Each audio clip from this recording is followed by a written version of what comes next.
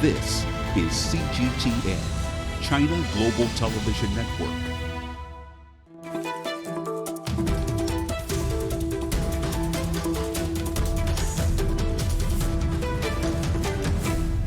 Hello and welcome to an Agenda Special. I'm Stephen Cole. The WHO, the World Health Organization, is coordinating international efforts to try and control the spread of the coronavirus, COVID-19. The WHO, whose legend is health for all, declared a pandemic just over 3 weeks ago on March the 12th. Since then, many issues, social and economic, have been raised. But the WHO's focus is on medical questions. And on this special programme, Ask the Agenda, I'm joined by Margaret Harris of the WHO to answer my questions and yours about the organisation's role in fighting back against COVID-19. In the years preceding the Second World War, the world had struggled to contain pandemics like cholera, yellow fever, and the bubonic plague. So on April 7th, 1948, the United Nations absorbed several major health organizations to create one vision dedicated to dealing with public health issues, and they called it the World Health Organization. Today, the organization has grown significantly, expanding from 61 original member states to 194. Although the WHO is based in Geneva, it operates from over 150 offices worldwide. For funding, it relies on contributions from member states and private donors. As of 2018, the WHO's budget was over $4 billion. The United States contributed the most. Today, the purpose of WHO can be broken down into 5 main areas: advocating universal healthcare, setting international health standards, monitoring public health risks and planning responses, providing assistance to countries in need, and collecting data through the World Health Survey. Today, WHO focuses on communicable diseases like HIV/AIDS and malaria. But over the years, the World Health Organization has played a leading role in some major public health achievements. For example, in 1980, it aided the eradication of smallpox, which had killed 300 million people in the 20th century. In 1988, the WHO spearheaded the campaign which almost completely eradicated polio. And in 2018, it began the development of an Ebola vaccine, which was approved a year later. But on December the 31st, 2019, the World Health Organization was informed of a new communicable disease. The warning came from the Health Commission of Wuhan in China. A novel coronavirus was sweeping the city. By March, the virus had reached the rest of the world, and the WHO labeled the outbreak that we now know as COVID-19 as a pandemic. Well, Dr. Margaret Harris, a spokesperson for the WHO, joins me now from France. Margaret, welcome to this Agenda Special. The virus has so far claimed tens of thousands of lives, and it's seen hundreds of thousands of people infected and more than 1 billion people, I think, now placed under lockdown. How is the WHO coping? What's your assessment of what is happening now? Good morning, Stephen. Well, certainly we're doing what we're here to do. We're working with all countries, helping countries to understand what's going on with their particular outbreaks, helping provide testing, working on the science, looking into how we can speed up understanding whether there are medications that work, working on the vaccine, and of also doing a lot of work on logistics, getting the tests and the personal protective equipment out to all the countries and all the places where it's needed. At the beginning of this outbreak, you took a while to declare a pandemic. What decided you that this was in fact a pandemic? So a pandemic is something that we describe epidemiologically, but very, very early when we saw that there were a cluster of cases in China and the number of cases began to increase, and also that this was a virus that, even though in many people caused a mild illness, in 10% of people caused not just a severe life-threatening illness, but one that took a lot of care in hospital. And at that point, we declared it a public health emergency of international concern, also because we'd begun to see some international spread. That was in January.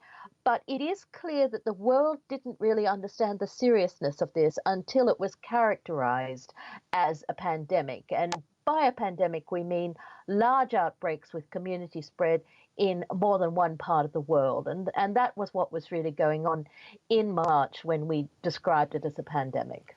Do you think countries reacted quickly enough and adopted what are seen now as draconian measures quickly enough in reaction to your declaration? Different countries have reacted in different ways. And in fact, we've seen in East Asia a number of countries that were under significant threat because they were very connected transport-wise with the epicenter at that time in Wuhan. And those countries adopted measures, advised their population to be extra cautious about hygiene and to socially distance, and they didn't necessarily have to bring in the draconian measures. So it has varied how countries have reacted. Sometimes the countries that have brought in measures early in their communities are countries that had a significant experience with previous outbreaks, such as SARS and MERS. I want to go to masks now, because experts do seem divided about the effectiveness or otherwise of wearing masks. They're widely used, as you know, as we know in Asian countries, but the WHO has repeatedly said that healthy people don't need to wear them unless they're caring for someone with suspected virus. Is that still your position, and what is your advice?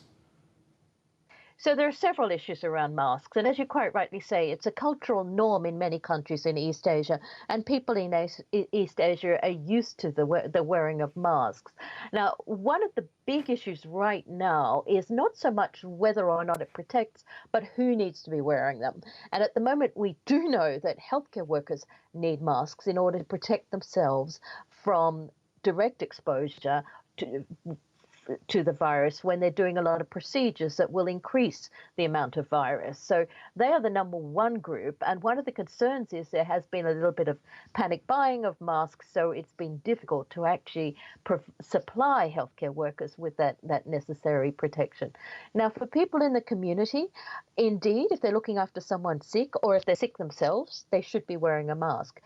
But when you're a healthy person, there's not necessarily the evidence that this is going to protect you. The thing that will protect you the most is keeping that hand clean and ensuring that your hand never goes near your mouth, nose, or eyes, especially if it's unwashed.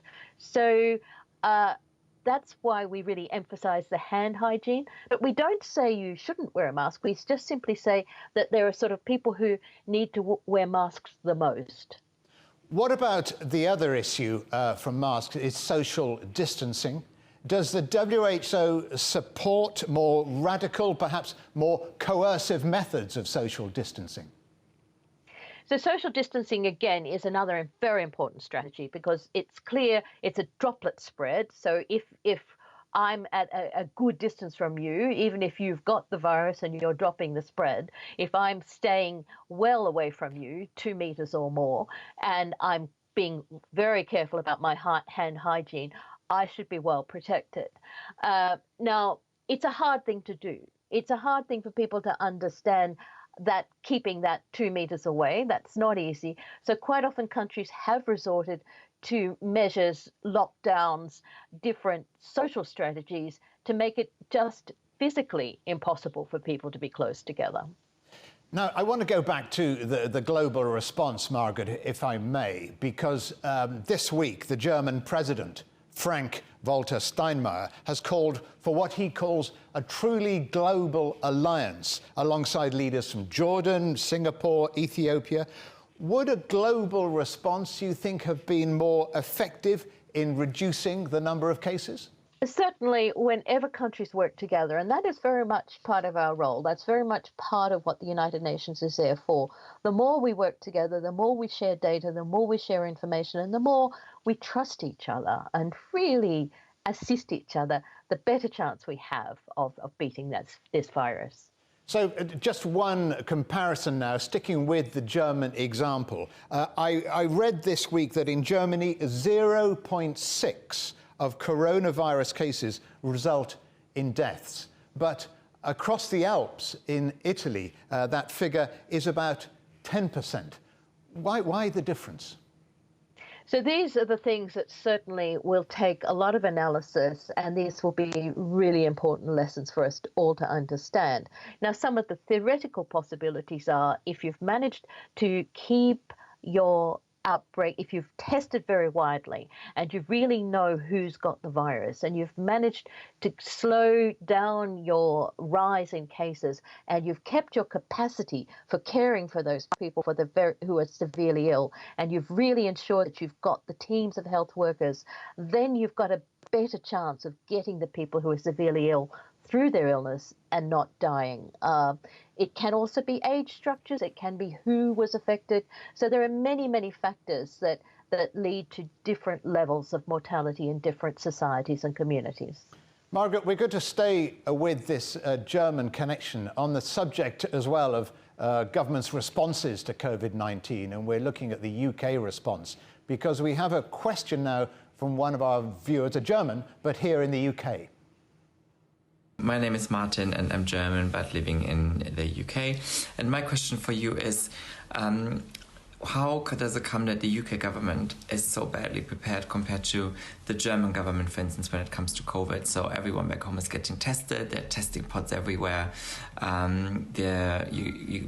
there's enough space in the hospitals so far, and we have quite a low death rate compared to other countries. So how come that a rich country like the UK in the EU is so badly prepared for this compared to countries like Germany? So Martin there, Margaret, making a comparison between European countries, Germany and the UK, saying Germany was far better prepared.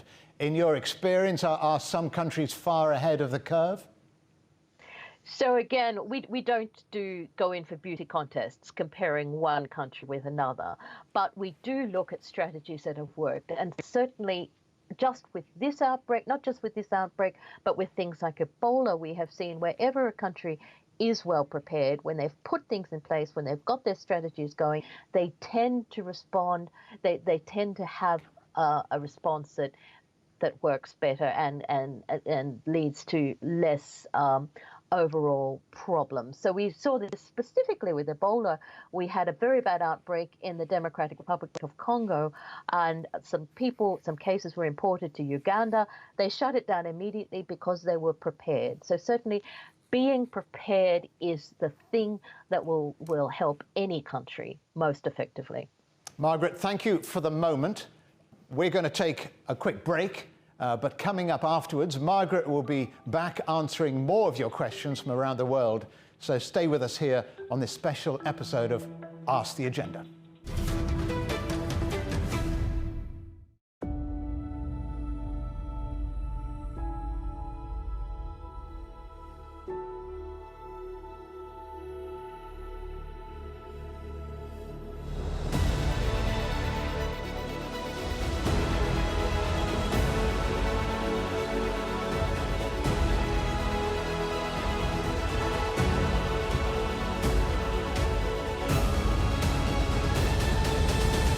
CGTN Europe.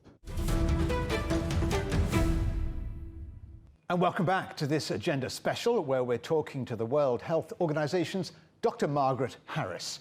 Now, earlier in the week, we asked you to send in your questions for the WHO using the hashtag #AskTheAgenda, and we've received a huge number of responses. So let's take a look at just a few of them that came in this week, beginning with this one. The question is, what did China do to slow down the pandemic, which other countries couldn't seem able to do? Not least yet, Margaret. So what did China do the rest of the world should be copying? So there are several things that went on. Now, most people have gotten very excited about the lockdown, where they asked everybody to stay home for a few weeks. But there are other things that we actually consider the most crucial. And one was they ensured that they tested everybody. And not only did they test everybody, they found the people around those individuals who were potentially exposed and ensured that they followed them up. So they had an army of people following everybody. And so they could ensure that when people got more ill, they could get them to hospital, but they could also see who else was exposed and ensure that they self-quarantined and they did not then pass the virus on to other people. And this is the crucial thing, breaking that transmission. And we've said over and over again, even if you have a very large outbreak, you still must try to find every person who's infected and break it at that spot, because this is how you reverse it. This is how you slow it down, and this is how you get it under control. Well, Margaret, testing is a big issue here in the UK, but I want to move on to our next tweet. This one's come in from Nairobi. Has the WHO ever dealt with a more severe pandemic? Margaret, how does COVID-19 compare to previous outbreaks? And of course, people are thinking about SARS-19. So we certainly deal with outbreaks every day, with hundreds of outbreaks, but this one is one that has gone into so many different societies. So this is really the biggest in terms of global spread. We've dealt with very frightening outbreaks, such as the large Ebola outbreak in West Africa, and I've just returned from the Democratic Republic of Congo, where I spent the last 9 months fighting a very difficult outbreak in areas where there is lots of conflict and fighting as well. So we deal with outbreaks, pandemics, or outbreaks all the time, but this pandemic is huge because it affects so many different countries. All right, let's move on to our next tweet. This one comes in from Costa Rica. They want to know, have you ever checked levels of vitamin C? Is the WHO aware of any evidence suggesting vitamin C could prevent coronavirus or indeed help treat somebody with coronavirus? So there are many different strategies and many different suggestions. And honestly, it's one of the wonderful things. Every day we get hundreds of emails with different suggestions, and we look at them all. To date, there is no evidence of effect of any particular treatment. There are some early studies, observational studies, which suggest that some medications might be useful, but we haven't got to the stage where we've got that clear proof that this one works and that this one doesn't work at this stage. Let's go now to a viewer in New Zealand who has a question about COVID-19 statistics. Hi, I'm Jeremy from Papamoa in New Zealand. I have a question about statistics. When all the countries are doing a variety of different statistics and providing different systems to create those statistics, how are the WHO pulling it together to get an overall picture of the results? Well, Margaret, you're getting statistics, you're getting figures in from all over the world. How are you combining them? How are you working out a global picture? Thank you for this very good question, and it really also is a recognition of the work that's behind the scenes. You know, we've got teams of epidemiologists who are working night and day to do exactly that, pull these statistics together. And indeed, different countries do have different levels or different abilities to report. We have something called the International Health Regulations system, whereby every country has a focal point who reports to us. You will have noticed that our statistics at the moment really simply look at numbers of people infected and sadly numbers of people who've died. So we don't have what we call disaggregated data. We do have a sense of the numbers of males versus females, and we're certainly seeing that men are more likely to die than women at this point. But we don't have the level of detail at this stage that will give us a lot more information. But many countries are providing it, and we've got teams doing their best to analyze that and give more information. All right, thanks for that question. Let's take another, this time from New York.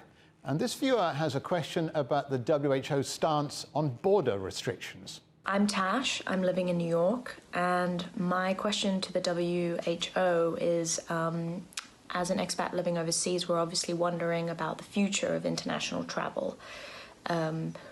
What is the WHO's position on the current restrictions and when they'll be lifted? And what measures may we see in the future? Very interesting question, Margaret. I know Mr. Guterres doesn't like borders. The EU don't like borders. What is the WHO's position now? Our position is if you've got an ongoing infection, big outbreak, you have to look at what's called exit screening. You have to do your utmost to ensure that people who are infected do not leave your country. Now, again, countries that are at high risk, we advise them to do entry screening. Again, ensure that you test, or as many countries are doing now, asking people to quarantine for 14 days to ensure, once again, that if there's any suggestion that somebody may be bringing the virus in their body, you find it early and you stop any ongoing transmission. Now, at the moment, countries are dealing with it by simply shutting their borders. We prefer to see better borders open, but those restrictions, as I said before, clear screening, clear eyes on where the virus might be going, stopping it leaving your country, and if any does come into another country, means of identifying it right away. If you close borders, you stop all travel, it means that the help countries need, like the logistics, the tests, the personal protective equipment, and the experts, the people you want, the teams you want to go and help in the healthcare systems that are overwhelmed, that limits that movement. So that can be a real concern. Just to follow up, if I may, Margaret, on that question about countries and borders and different attitudes. What is your view on Sweden? They seem to be allowing the virus to spread. It's a different approach, and no lockdown. Schools are open, for example. What is the WHO advice to Sweden? So again, we don't specifically comment on individual countries either, but for all countries, we ask that they test, they identify those who are infected, they follow all those people who've been exposed, they ask those people who've been exposed or potentially exposed to self-isolate, and they work hard to ensure that anybody who's become ill gets full treatment. That's really where we are. That's a very diplomatic answer. Thank you, Margaret. We'll take another Ask the Agenda question now. This one comes from one of our many viewers in Scotland. Hi, I'm Katie. I'm in Edinburgh, and my question for the WHO is, as someone who feels they may have had a mild form of coronavirus and recovered from it, when will antibody tests be readily available, and will they mean that we can return to work as normal? Very apposite question, Margaret. It's an excellent question, Katie. Indeed, there are serology tests that have been developed and they're being rolled out now. Now, serology is probably more useful to us, the scientists, because it will give us a picture of the penetration of this virus in your society.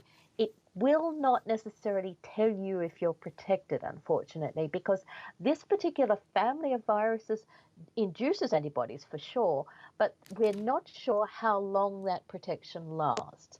Probably in the acute phase, you will have a degree of protection, but the science cannot tell you that at this stage. So it would be difficult to make a decision based simply on that test. Many of these decisions will be ones that your authorities and communities will have to take according to how much transmission is going on at the time. Another question that came in this week was how close, it's a very simple question, how close are we being the global community or the WHO-led community, close to developing a vaccine? There's certainly the global community, the global science community has just blown me away, to use a non-scientific term, because they have been so collaborative right from the start. The genome of this virus was published 2 weeks after we knew there was something going on, which has never happened in human history. It was published, which meant that all the people around the world could develop the different tests that we now have that to tell us whether people are infected. And also this will help us understand the serology, that, as was discussed in the previous question. The vaccines, we brought together all the people who might potentially be working on vaccines early in February to WHO, and also all around the world we connected. And there are now between 20 and 30 candidate vaccines being worked on. There have been some trials of human safety have begun. Unfortunately, or fortunately in some ways, you must take your time with human safety trials. You need to ensure that the vaccine is something that does good, not harm, that you need to understand whether there are serious side effects, because if you're going to roll something out into large populations, you want to make sure it's something that protects but does not cause any harm. The second thing is you need to know whether it induces, we were talking in the previous question about antibodies. Does it produce antibodies that genuinely protect against the virus? And those questions have to be answered by simply having lots of fantastic volunteers who are willing to be guinea pigs and follow what happens with them, what happens in terms of you measure their antibodies in the blood and you see whether or not they develop the illness, and you also check to see if there are any side effects. And that sort of study has to take at least 12 months. So that means even though there's all this fantastic work going on, we're still at least 12 months away. We have time for one more question. This one comes from Alex in France. What should a country's strategy be once the curve of infection has flattened in that country? Surely if everyone goes back to school or work, then it's just going to start all over again. Everyone's going to become infected. This is key. How do we know when it's safe to go back in the water, Margaret? And briefly, if you will. Yes, Alex, an excellent question. And this is one that a lot of now country authorities are considering and wondering what to do. I think we've got a good example in Wuhan. We've got a good example if we watch what's going on in China. They're like the bellwether, like the canary in the mine. They're doing it slowly, and they're concerned that they could see some receding of their outbreak from people coming into the community. So it's something that will be done slowly and carefully, but certainly something that everybody is thinking very hard about now. Well, we all are. We're thinking only about coronavirus, not just here in London, but around the world, and where you are too, Margaret, on the Alp side of the Geneva border. Many thanks to you for joining us from the World Health Organization. It's been a pleasure. Thank you, Stephen. When faced with the sudden and deadly spread of COVID-19, many world leaders refuse to follow WHO guidelines. Some even refuse to share their data. And the way countries openly ignored the World Health Organization, I think, exposes its limitations. Its only sanction, after all, is soft social power. Can't force countries to actually do anything. But perhaps this pandemic is the opportunity for it to show countries why it needs more resources to rise to the challenge more successfully. Here in the UK, the National Health Service has done just that. The change has been remarkable, and NHS, infamous for its bureaucracy, is now behaving like a Silicon Valley startup. If you can show that it will help patients and get the service ready, then it's green lit. It's been fascinating to watch staff rise to the occasion, natural leaders taking charge in place of those we can now see were just paper pushers. Everyone from the top down is focused on the patient. The NHS is now being supported by almost 750,000 unpaid volunteers and 20,000 NHS staff coming back onto the wards, all retired doctors and nurses. If they hadn't done so, the threat to the UK could have been unimaginable. This crisis has so far shown the NHS in the UK at its absolute best.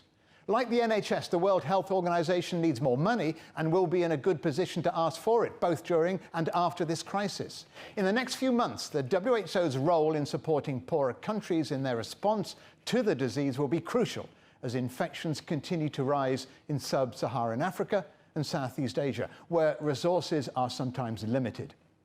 If ever there's been a time for the WHO to make a case for its existence, and a case too for meaningful support, the time is now.